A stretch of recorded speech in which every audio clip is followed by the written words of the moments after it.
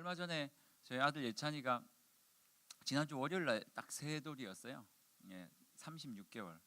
뭐 근데 세돌 전이나 후나 뭐 똑같아요. 예찬이가 어느 날 저에게 이렇게 와서 이렇게 장난을 치고 놀다가 갑자기 제가 예찬이에게 이렇게 얘기했어요. 예찬이 최고, 이렇게 얘기를 했어요.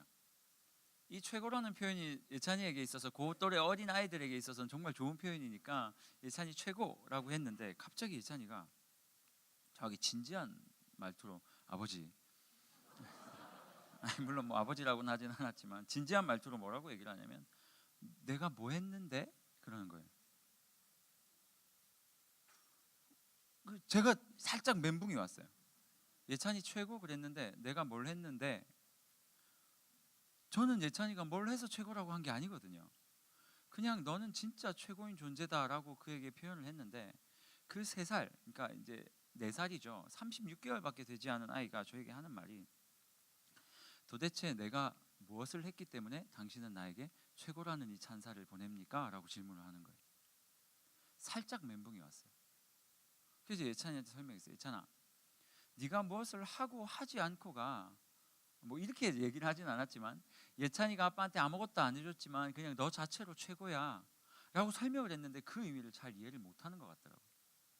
항상 밥을 잘 먹으면 최고, 그리고 뭘 잘하면 최고, 나에게 어떤 것들을 뭐 이렇게 아빠 말을 잘 들으면 최고, 최고, 이 소리를 제가 많이 했던지 그 친구가 그렇게 생각을 하는 거예요. 이런 생각을 하면서 뭐 여러분과 제가 사는 이 세상에 대해서 한번 생각을 해봤어요. 명절날 저희 아내 이제 친가 저희에게는 장인 어른 댁이죠. 장인 어른 댁은 가까이 있는데 그 산소로 한번 갔어요. 결혼하고 처음으로 갔어요. 청주에 있어가지고 쭉 고속도로를 타고 내려가다가 휴게소에 딱 들려서 내렸는데, 볼일 보고 출발하려고 그러는데 제기차기 시합을 하더라고요. 제기가 근데 제 머리만 해요. 조그맣죠? 제 머리만한 제기에 막 이거 숯도 되게 많고, 이 제기를 차기 위해서 사람들이 줄을 쫙 섰어요.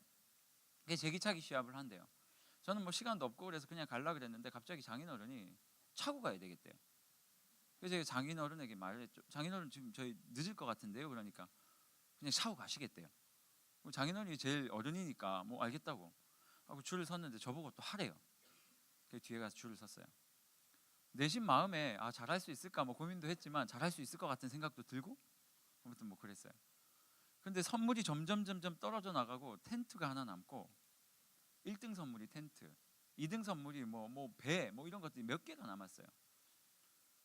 그래서 제가 거의 마지막, 제 뒤에 한 서너 명 있었는데 제 길을 찾는데 제가 1등을 한 거예요. 아저씨가 박수를 외치세요. 아저씨가 몇 개 이상 차면 텐트 준다 그랬는데 제가 그냥 차버린 거예요. 텐트를 선물로 받았어요. 그날 저의 존재감, 자존감이 얼마나 높아졌는지. 정말 아쉬운 거는 그 텐트를 받았는데 너무 기쁜 나머지 텐트 접어서 가져가라 그러더라고요. 텐트 접다가 바지가 찢어져가지고 가랭이가 한 20cm 정도 찢어졌는데, 뭐 텐트 값하고 뭐 이렇게 하면 뭐 상쇄될 것 같은데, 항상 우리는 무언가를 하고 무언가를 잘 했을 때 우리의 자존감을 좀 인정받는 것 같아요. 그렇죠? 제가 이 2가지 사건을 제 머릿속에 생각을 하면서 어떤 생각을 했냐면, 기본적으로 우리는 스스로를 굉장히 저평가하고 있다. 내가 무언가를 잘했을 때, 내가 어떤 성공적인 일을 치렀을 때는 나를 점수를 높이 줘요. 그런데 내가 그것을 하지 못했을 때는 나의 점수는 점점 내려가죠. 심지어 내가 남들보다 무언가를 못했다고 생각이 들면 우리의 자존감은 바닥을 칩니다. 바닥을 칠 뿐만 아니라 막 뚫고 들어가서 멘틀까지 갈지도 몰라요. 예찬이가 이야기한 몇 가지, 아빠 내가 뭘 했는데? 아니요, 네가 뭘 하지 않아도 넌 최고야. 근데 설명할 방법이 없어요. 36개월 아이에게. 그 아이의 머릿속에 이미 그 말이 박혀 있어요. 아빠 내가 뭘 했는데? 내가 무언가를 해야 내가 최고가 되지. 난 아무것도 하지 않았는데 왜 그 칭찬을 받아야 되냐. 늘 우리는 하나님께서 만들어주신 나를 잘 못 보는 것 같아요. 늘 우리의 마음속에는 어떤 게 있냐면, 우리 앞에 꼭 형용사를 하나 넣어요. 나를 꾸미는 수식어를 하나 넣어요. 그래서 우리는 항상 이렇게 생각을 하죠. 잘생긴 나, 또는 못생긴 나, 잘생긴 나는 좋고요, 못생긴 나는 싫어요. 돈이 많은 나, 그리고 돈이 없는 나. 돈이 많은 나는 좋고요, 돈이 없는 나는 싫어요. 공부를 잘하는 나, 못하는 나. 잘하는 나는 좋고 못하는 나는 싫은 거예요. 계속 끊임없이 우리의 관심은 나라는 단어에 있지 않고 그 앞에 있는 수식어에 있다라는 거죠. 그 앞에 붙은 그 수식어가 바로 나라고 생각을 해요. 그리고 우리는 평생 그 앞에 붙은 수식어를, 더 좋은 수식어를 얻기 위해서 최선을 다해서 노력하며 살아가고 있지 않는가. 이 생각을 하는데 마음이 좀 짠하더라고요. 이 36개월밖에 되지 않은 이 친구가 앞으로 48개월이 되고 또 뭐 60개월이 되고 점점 나이를 먹으면 먹을수록 이 생각이 굳어질지 모르는데, 그냥 장예찬, 장진규의 아들 장예찬, 너는 나에게 있어 최고야 라는 이 말 사이에 온갖 미사여구를 넣기 위해서, 장진규의 아들이지만 공부를 잘해서 멋있는 장예찬, 누구의 아들이지만 무엇을 많이 가지고 무엇을 많이 잘해서 멋있는 누구. 이 가치관을 가지고 살아갈 우리 아들을 생각을 하니까 이제 마음이 좀 짠해지는 생각이 들었습니다. 여러분 어떠세요? 여러분도 이런 인생을 살고 있지 않으세요? 여러분 존재 자신, 존재 자체, 그 자체를 하나님께서 소중하게 만들어 놓으셨는데 자꾸 그 앞에 뭔가를 갖다 놔요. 친구가 많은 누구, 남들에게 인정받는 누구, 나의 가장 부족한 부분을 인정받기 위해서 그것들을 내 앞에 수식어로 가지고 오기 위해서 애를 쓰고 정말 물불을 안 가리고 살아가는 인생들을 바라볼 때마다 그 짠한 마음이 제 가슴속에 든다라는 거죠. 사실 이런 일들은 뭐 21세기에 생겨난 일들은 아닙니다. 이 일들이 언제부터 시작되었냐면 이 세상에 죄라는 것이 들어온 그때부터 시작이 되었어요. 저는 이번 주와 다음 주 새생명 축제를 맞이해서 여러분과 함께 좀 복음에 대한 이야기를 좀 나누길 원해요. 죄라는 것이 이 땅에 들어온 직후부터 사람들은 자꾸 나라는 존재 앞에 어떤 수식어를 붙이기 시작했어요. 오늘 우리가 살펴본 본문 앞부분에는 어떤 내용이 나오냐면 아담의 범죄의 이야기가 나와요. 그렇게 먹지 말라고 했던 선악과, 그렇게 하지 말라고 했던 그 짓을 하와와 아담이 해버렸어요. 그들이 선악과를 먹고 나니까 자신이 벌거벗었다는 걸 깨닫게 돼요. 참 신기하죠. 그 전에 아담이라는 존재는요, 그 전에도 벌거벗고 다녔어요. 그런데 단 한 번도 자기 자신이 부끄럽다고 생각을 하지 않았어요. 자기가 옷을 입든 자기의 어떤 것들을 가리든 말든 그것과 상관없이 자기 존재 자체를 사랑하고 당당하게 생각을 했단 말이에요. 그런데 하나님께서 하지 말라 한 그 일들을 딱 하고 난 다음에 그 죄가 자기 자신에게 들어온 이후부터 그의 삶이 변하기 시작해요. 이유는 하나도 없어요. 그냥 부끄러워요. 죄가 짓고 나서 죄 짓고 나서 옆 동네에 살던 어떤 사람이 아담이 벌거벗은 걸 봐서 부끄럽다 이게 아니라 그냥 자기는 당당하게 살았는데 죄를 짓고 나니까 당당했던 자기 모습이 갑자기 부끄러워지기 시작하는 거예요. 그 전에는 자기 존재 자체로만 만족하고 그것만으로 행복하게 살 수 있었는데 죄를 짓고 나니까 자기 존재를 부끄러워하기 시작하는 거예요. 물론 하나님은 그렇게 창조 안 하셨는데 말이죠. 벌거벗었지만 그는 완벽한 존재였어요. 그런데 어느 순간부터 자기의 그 완벽한 존재였던 그 이유, 나라는 존재 자체가 벌거벗었다라는 엉뚱한 이야기 때문에 희석되고 왜곡되기 시작한 거예요. 그래서 그가 한 일은 뭐냐면 무화과 나뭇잎을 가지고 오는 거였어요. 가만 보니까 가장 넓고 자기가 만지기 쉬운 것들이 무화과 나뭇잎이에요. 그것을 가지고 엉성하게 엮어서 치마를 만들었어요. 그래서 자기의 몸에 있는 수치를 가리기 시작했어요. 하나님은 그것이 수치라고 말한 적이 없는데 스스로 그것이 수치라고 이야기를 하고 자기의 손으로 자기의 수치를 가리기 위해서 무화과 나뭇잎을 가져다가 자기 몸에 치마로 만들어서 입었어요. 그런데 이 일이 너무나도 고통스러운 일이었어요. 왜냐하면 조금밖에 시간이 지나지 않았는데 나뭇잎이 말라버리는 거죠. 나뭇잎이 마르고 나니까 조금만 움직이면 그 말라 비틀어진 나뭇잎이 으스러져서 사라지고 떨어지고 없어져 버리더라. 그때부터 아담의 인생은 뭐냐면 끊임없이 무화과 나뭇잎을 떼서 치마를 만드는 거였어요.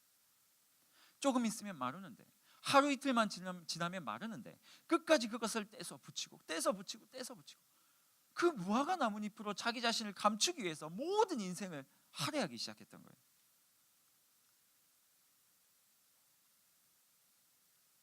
그렇게 시작되었던 아담의 그 헛수고들, 그렇게 시작되었던 아담의 그 헛된 노력들이 21세기를 살아가는 우리에게도 똑같더라라는 거예요.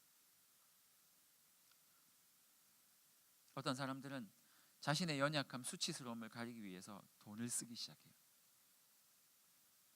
돈을 막 써요. 참 신기하게 요즘 백화점을 가면 VIP가 따로 있다 그러더라고요. 그 얘기까지 들었어요. 돈을 뭐 몇 천만 원, 한 달에 몇 천만 원 이상인가요? 1년에 몇 천만 원 이상인가요를 사용하면 차를 가지고 가면 지하 주차장 안 가도 되고요. 입구에 가면 대신 그 발렛을 해준대요. 발렛이라는 뜻은 차를 대신 주차를 해준다는 뜻이에요. 그래서 대신 발렛 파킹을 해준대요. 그리고 백화점에 쇼핑을 할 때 누가 이렇게 뒤에 따라다니면서 막 짐도 들어주고 뭐 그런 사람도 있대요. 사람들이 백화점에 가서 자기 자신의 가치를 높이기 위해서 돈을 쓰기 시작하는 거예요. 사실 발렛 해주는 거, 내가 차 대고 들어가는 건 뭐가 달라요? 그런데 사람들은 자신의 돈 씀을 통해서 그 사람들이 자기에게 굽신굽신하니까 그걸 통해서 자기 자신의 부족함들을 채워나가기 시작을 하는 거예요. 난 이 정도 사람이라는 거예요. 난 부끄럽지 않다는 거예요. 어떤 사람들은 뭐 권력이나 자기가 가지고 있는 힘으로 그러는 사람들도 있는 것 같아요. 또 어떤 사람들은 외모로 자기 자신을 포장하기 시작해요. 끊임없이 세우고 늘리고 찢고 꼬매고, 뭐 그거를 제가 비하하고 싶은 마음은 하나도 없어요. 필요한 사람은 해야 되겠죠. 뭐 저는 고친 얼굴 아닙니다. 뭐 천연이에요. 부모님께 감사해야죠. 비난을 하시든지 공감을 하시든지 둘 중에 하나는 하셨습니다. 끊임없이 자기 자신을, 아담이 했던 그것처럼 끊임없이 자기 자신을 포장하는 이 삶에 사람들이 모든 에너지를 쓰기 시작했다라는 거예요. 그런데 문제는 뭐냐면 그럼에도 불구하고 찾아오는 공허함 때문에 계속 공허함이 찾아오는 거예요. 얼굴을 고치고 나왔는데도 공허함이 찾아오고, 돈을 쓰고 나왔는데도 공허함이 찾아오고, 수많은 사람들이 자신 앞에서 막 허리를 숙이고 인사를 하고 자기가 오면 벌벌 떨고 뭐 그랬던 지도자들이 있을 거 아니에요. 독재자들 같은 경우. 그럼에도 불구하고 그 인생에 찾아오는 공허함을 해결을 못 해주더라. 한 달 동안 죽어라 이래가지고 명품백, 받은 월급으로 명품백을 하나 딱 샀는데 여러분 그 즐거움이 얼마나 가든가요?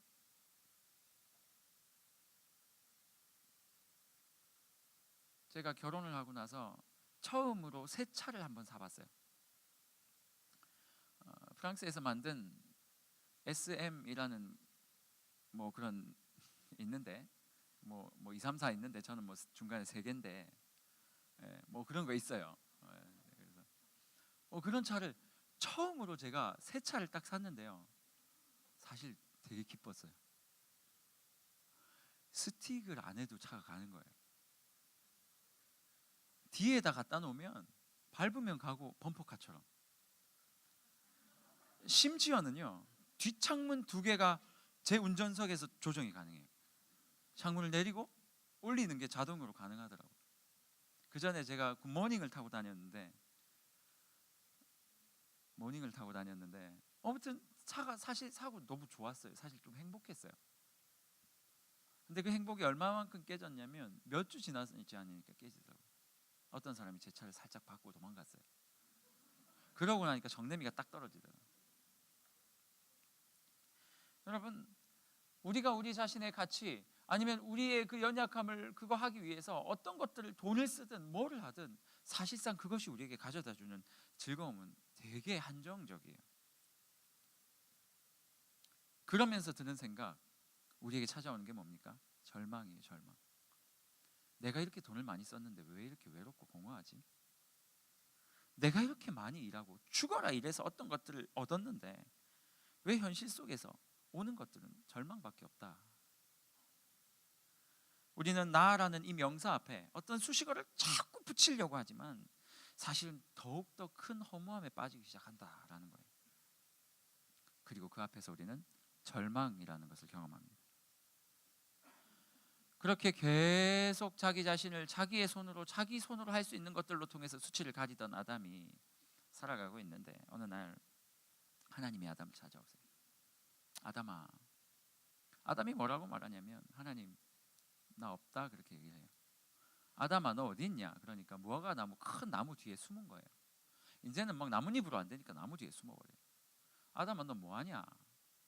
내가 부끄러워서 벗었으므로 당신께 나아가지 못해서 숨어 있습니다. 아니, 그렇게 자기 손으로 만들어가지고 치마를 입어놓고 하나님 앞에서 뭐라고 말하냐면, 내가 부끄러워서 나아가지 못하겠습니다. 하나님이 너무 불쌍했던 것 같아요. 오늘 본문에 보면 하나님께서 그 아담이 너무 안쓰러우셔서 하나님께서 친히 자신의 손으로 옷을 하나 만들어줘요. 아담이 자신의 손으로 가리기 위해서 막 노력하고 없어지고 이 허무한 이 노력들을 보시는 하나님이 너무 답답하셔서 그분께서 친히 옷을 하나 만들어 주셨어요. 그것을 성경에서 뭐라고 말하고 있냐면 가죽 옷을 만들어 주셨다. 지나가던 짐승을, 그 아담을 위해서 친히 한 마리를 잡으세요. 그때까지 에덴 동산에는 단 한 번의 희생도 없었어요. 단 한 번의 피 흘림도 없었어요. 왜냐하면 피 흘리지 않아도 먹고 사는 시대였단 말이에요. 하나님께서 모든 실과를 마음대로 먹으라 그랬거든요. 그런데 아담이 하나님의 명령에 불순종하고 난 다음부터 그가 너무 부끄러워하니까 하나님께서 한 짐승을 잡아서 피를 흘리게 하셨고, 그 짐승의 가죽으로 아담에게 옷을 지어서 주는 장면이 오늘 등장합니다. 이게 예수 그리스도를 상징하는 거예요. 우리의 힘으로 우리의 수치를 가릴 수 없으니까 하나님께서 친히 나의 인생에 찾아오셔서 억지로 간섭하신 다음에 그 예수라는 옷을 우리 인생 가운데 입혀주시는 거예요. 그러므로 말미암아 우리의 수치가 가려질 수 있기 때문에